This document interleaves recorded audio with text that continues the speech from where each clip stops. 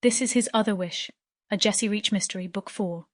Written by Rylie Dark, read by Caroline. Prologue. For God's sake, Gary said as he stood up. He was well past the point of expecting his wife to show him attention all the time, but she'd promised to spend time with him tonight, and he'd been waiting for 2 hours for her. Let me take a quick shower while you finish the show, and then we can order some food and watch the movie, he mimicked, in a sarcastic voice.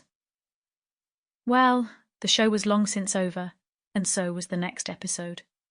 The group of airline passengers were no closer to figuring out what in the world was going on in their crazy island, and he was no closer to understanding why the hell a woman he'd known for 20 years thought she had to put on full makeup to watch a damn movie with him. "Are you out?" he shouted. His wife didn't answer. "I'm going to just order pizza, okay?" He listened, but there was still no response. "Damn it," he said softly.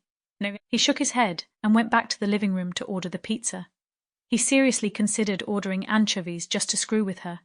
She insisted the smell of them made her nauseous, even though he could eat 3 pieces right next to her, and the smell never bothered her until she saw what he was eating. Sometimes he thought she did things like this just to piss him off, like it bothered her that he could be content when she was never content. When they met in college, he found her constant drive sexy as hell. Her need to always be doing something important and worthwhile was a nice break from most girls, who seemed more interested in doing as little work as possible.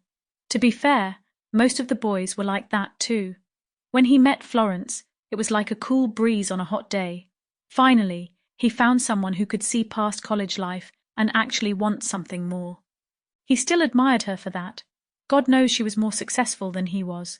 Not that he regretted his middle management position.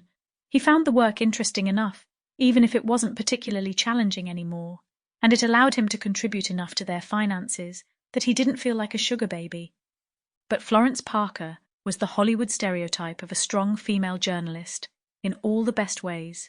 She was fierce, independent, sharp as a whip, and fearless as a badger.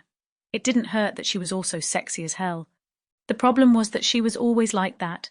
There was always a next story, a next scoop, a next breaking news. She would go to work at 6 in the morning, come home at 6 at night, and spend the entire evening working. The last time they went out for dinner, she spent half the evening on her phone with different sources trying to find hard evidence that the CEO of some energy company had paid off the EPA to lie about the environmental impact of a plant they were building somewhere in Kansas. He supposed it wasn't entirely fair to blame her. When he was younger, he had been just as driven as she. Sample complete. Ready to continue?